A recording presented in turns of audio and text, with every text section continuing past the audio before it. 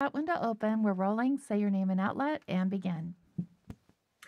Hi, James. I'm Kami from themamadiaries.com. Thank you so much for talking with me today. Well, So thank you. Thank you. What is your name again? it's Kami. Okay. How are you? I watched Wendell Wild and I really enjoyed your character in the film. He was a lot of fun. What attracted you to the role of Father Best and wanting to be a part of Wendell Wild? Well, of course, Henry Selick, knowing that he was going to be the director, and Jordan Peele and Key was going to be in it, uh, all these elements I know will create a great product, which should turn out to be. And I want my fans to watch this Wendell and Wild animation, the stop motion technique, all this, all the characters, all the wonderful actors who voiced it. Even it's that kind of movie. Everybody put their best foot forward to do a wonderful movie that you can watch during Halloween time and thereafter. But all of us, the voices, the musicians, and the creators, and the people who do the stop motion camera characters, they all did a great job. I can't describe it. You have to see it in order for to know what kind of work they all put into it. It's very creative, starting with the character Cat Elliott with those little buns. I love her character. She's a teenager wanting to bring, I think, her parents back to life or something. But she finds out she has magical powers.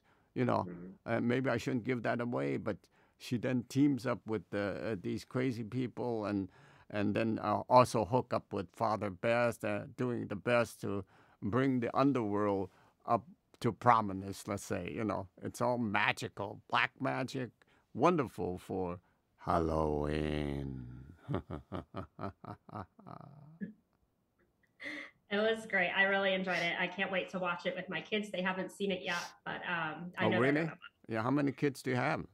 I have two. They are almost 9 and 13. And my 9-year old, even though it's a little bit creepy and stuff, he's gonna love this. He's gonna because it doesn't go overboard. It's not too scary. You know what Yeah. I mean? Yeah. Right. So Right. Yeah. he's going to love this. I know he is. Yeah. Well, Um, he sounds very mature, so I guess you would have to say this is sort of a mature teenage movie. yes, I think you know your child best sort of thing.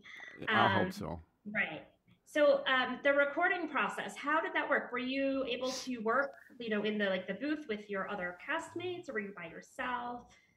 How did that work? Okay. If you haven't been into a dubbing session, when you Mhm. come to Hollywood and I'm doing my work, please come. I'm glad to have you watch me do Kung Fu Panda, uh, I'd love. and I guess I can say that Kung Fu Panda 4 is in the works, and of course I return as Mr. Ping. But I hope there is Wendell and Wild will have a number 2, and I will create Father Best again for you. It's a great character, don't you think so?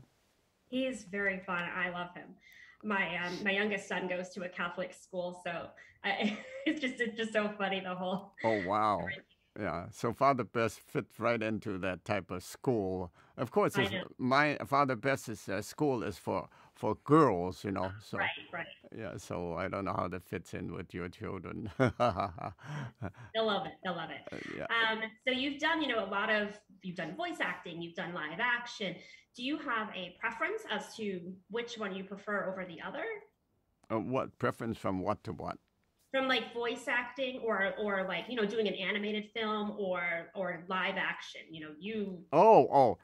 Well, obviously, to my credit of 700 films and TV and voiceovers, I do the whole thing and I love it all. Otherwise, I would quit one aspect and just stay in another.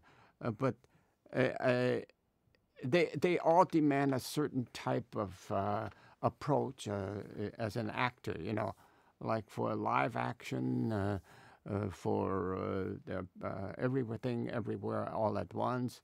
I have to prepare off stage as a good actor, and when I enter, I'm in character, and I'm in the situation of the scene, then the camera keeps rolling. But now in animation, it's totally different because you're not there on the set and you don't see the actors and you don't see anything to get into the mood. So you have to depend on wonderful actors to if you ever hear their voices. And Henry Selick does a wonderful job of getting me into the scene of what he sees, And so I have to see what the director sees in the scene.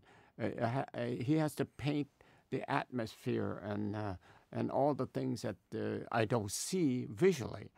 So then when my mind captures the atmosphere, then I start, and I give him in voiceover. I like to do the voice. I like to give the director 3 or 4 choices on the same line.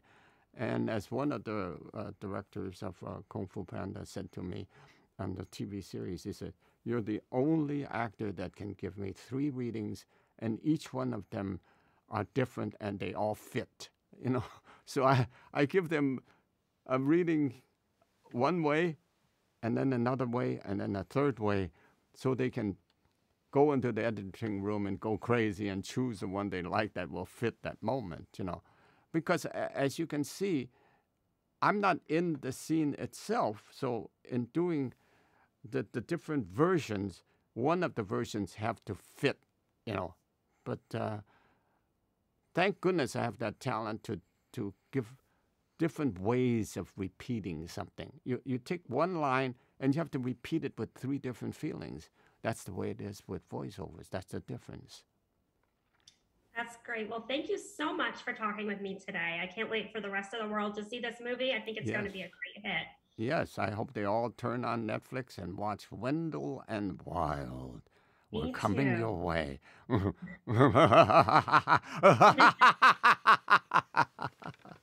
was perfect.